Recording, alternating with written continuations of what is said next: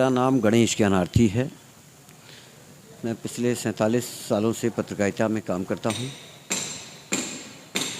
और यहाँ पता चला था कि वो प्रेस क्लब से संबंधित कोई बात जिलाधिकारी से की जानी है, तो उसी के लिए आया था।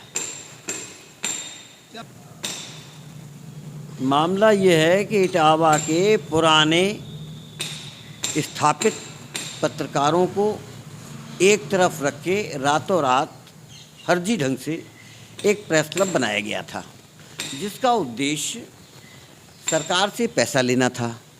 मैंने माननीय राज्यपाल मोतीलाल वोरा जी से मिलकर ये शिकायत की थी। तब उसका जो पैसा जो है और उसे अनुरोध किया था कि ये पैसा किसी क्लब को न देकर ये जिलाधिकारी के माध्यम से सरकारी विभाग द्वारा बनवाया जाए। तो माननीय मुलायम सिंह जी ने फिर बनी बनाई चेक फाड़ दी थी उन लोगों के सामने। उसके बाद में ये प्रेस क्लब भवन बना और बनाने वाली संस्था ने जिलाधिकारी महोदय को जब तक ट्रांसफ़र नहीं कर पाया तब तक इसका रातों रात उद्घाटन करा दिया गया और इस पर कब्जा कर लिया गया। इसमें ड्रगिस्ट एसोसिएशन की और तमाम उसकी जो है मीटिंगें होने लगी, किराए पर चलने लगा। उसके बाद में जिलाधिकारी आलोक सिन्हा जी से हमने लिखित में ये शिकायत की और इटावा के और वरिष्ठ पत्रकारों के किशन लाल जैन जी थे और प्रताप सिंह चौहान जी थे, श्रीपन त्रिपाठी जी थे और भी कई लोग थे। तो उसके माध्यम से ये शिकायत की कि ये जो है ये यहाँ पर प्रेस क्लब पर किसी का कब्जा नहीं होना चाहिए। तो आलोक सिन्हा जी ने उस समय सिटी मजिस्ट्रेट वो हरवंश सिंह चुग थे, उनको भेजकर वो सारा सामान वहाँ से निकलवाया गया था, फेंकवाया था।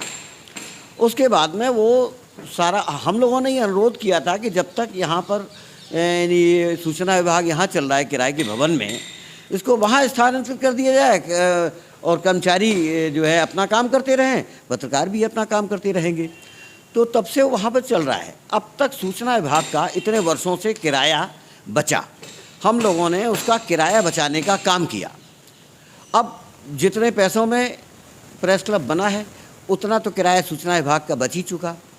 तो प्रेस क्लब भवन में अभी पिछले 2-3 साल पहले एक ये DIO थे, थोड़ा सप्रेस क्लास के लोग थे, उनको गाली गलौज बहुत की जाती थी, उनको जाति सूचक गालियाँ भी दी जाती थी।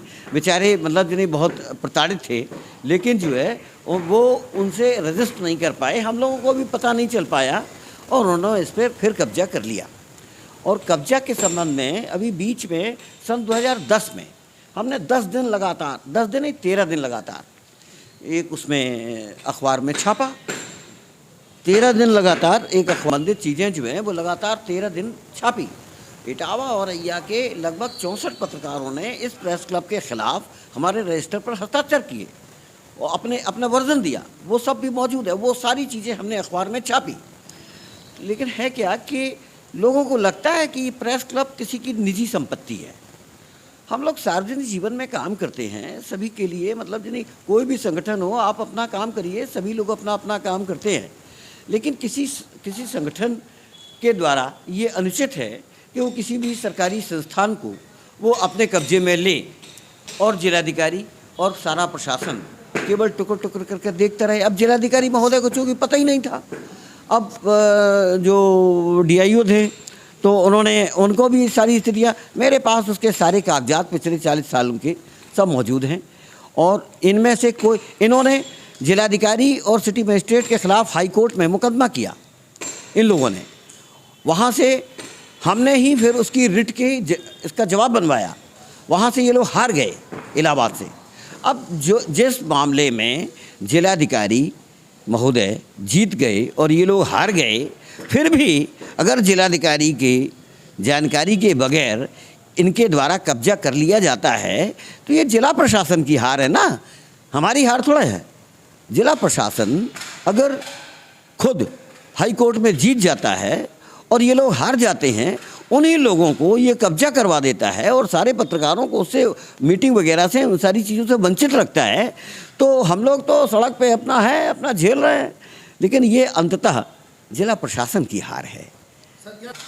ये अनाधिकृत और अनैतिक कब्जा इसलिए कहा जा रहा है कि आप किसी भी उसमें अपना ताला नहीं लगा सकते। उसमें सारी यानी सूचना विभाग का सारा मटेरियल, हज़ारों की संख्या में किताबें रखी थी, रातों रात वहाँ से हटवाई गई और उसमें अपना ताला जड़ दिया गया। और वो पिछले जो सूचना अधिकारी थे बेचारे बड़े सीधे थे और बहुत प्रताड़ित भी थे, और उनका रिटायरमेंट का पीरियड था, वो किसी विवाद में नहीं फंसना चाहते थे। तो वो उसके बाद में ये आसपास के दुकानों से पैसा लेना और ये सब तमाम लोग, मतलब ये सारी चीज़ें अखबारों में लिखी जा चुकी हैं, जिला प्रशासन को भी दी गई हैं। लेकिन है क्या कि लोग आते हैं चले जाते हैं, उसके बाद में मतलब जिन्हें इसमें संबंधित कोई ढंग से कोई कार्रवाई नहीं हो पाई। ये जो प्रेस क्लब इटावा है, उसके अध्यक्ष महामंत्री का है। नहीं, अब प्रेस क्लब भवन की हालत आप देख लीजिए। प्रेस क्लब भवन की हालत ख़राब केवल इसलिए है कि ये लोग वहाँ पर कोई काम नहीं होने देते। वहाँ लैट्रिन वाले टैंक में दुनिया आसपास के सारे लोग उसमें सारा कचरा अपना उसमें डालते हैं, पंप उसका चलता नहीं, बिजली कनेक्शन इधर उधर से लोग लिए हुए हैं। तो ये जो सारे प्रेस क्लब भवन पूरे उत्तर प्रदेश में बने हुए हैं, इधर उधर से जिलों भर से पत्रकार आते हैं, वो उसमें रुकते हैं और अपने सारी समस्याओं का निवारण करते हैं। लेकिन यहाँ ऐसी कोई व्यवस्था नहीं है। यहाँ जो है केवल कुल मिला के आपाधापी, अराजकता और गुंडाई चल रही है। डीएम को लोगों ने ये एप्लीकेशन दी थी कि इसके संबंध में, तो डीएम ने तो ये कहा कि ठीक चलिए अभी इसको देखते हैं, तो जो भी है उसमें कार्रवाई करेंगे।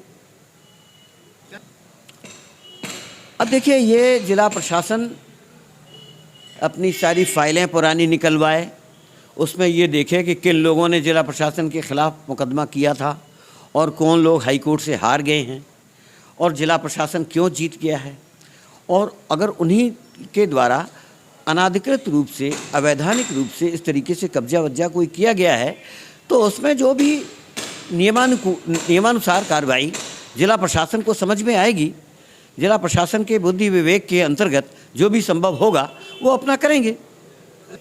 नहीं, जिले के सारे पत्रकारों के लिए ही है। कोई भी संपत्ति किसी की व्यक्तिगत नहीं होती है। ये सरकारी भवन जितने भी हैं जनता की संपत्ति है। पत्रकार जो है जनता के सेवक हैं, जनता की आवाज़ हैं, जनता के बिना चुने प्रतिनिधि हैं, उनकी आवाज़ उठाते हैं। अगर उनके लिए मतलब इस तरीके की सुविधाएं सरकार करती है और उसका लाभ उनको नहीं मिल पाता है, तो ये पत्रकारों का वो दोष थोड़ा है। ये तो प्रशासन और शासन की लापरवाही या गड़बड़ी है। जिले के समस्त पत्रकारों के लिए उस ताले को खुलना चाहिए और नियमानुसार जितने भी संगठन हैं, जिनको अभी अपनी जो भी बैठक करनी है, जो भी कार्यक्रम करने हैं, वो सब अपने उस हाल में करें।